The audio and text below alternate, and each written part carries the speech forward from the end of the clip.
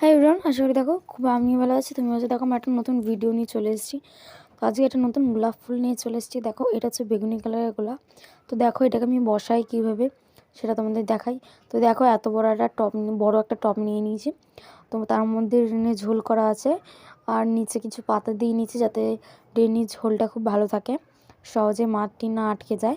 তো এই দেখো মাটিটা দেখো কত ভালো, ধরার সঙ্গে সঙ্গে ক্ষয়ে ক্ষয়ে পড়ে যাচ্ছে।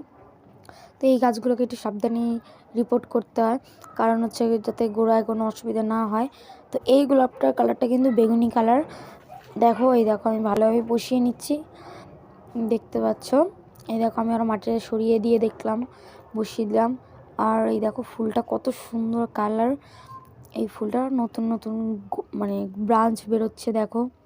এই দেখো আমিও তোমাদের আগেই বলেছি যে আমি আগেই গোড়ায় মাটি দিই না, আমি আগে চারি সাইডটা দিয়ে নিই, তারপরে আমি গোড়ায় দিই। তো তার জন্য আমি গোড়ায় দিয়ে নিচ্ছি মাটিটা। তো এই দেখো মাটিটা আমি দিয়ে নিয়েছি ভালোভাবে। তো পুরো গোড়ায় দিইনি, কারণ গোড়া দিয়েও অনেক ছোট ছোট গাছ বেরোচ্ছে, তার জন্য আমি আরও গোড়ায় দিইনি। এই দেখো ভালোভাবে বসিয়ে নিয়েছি।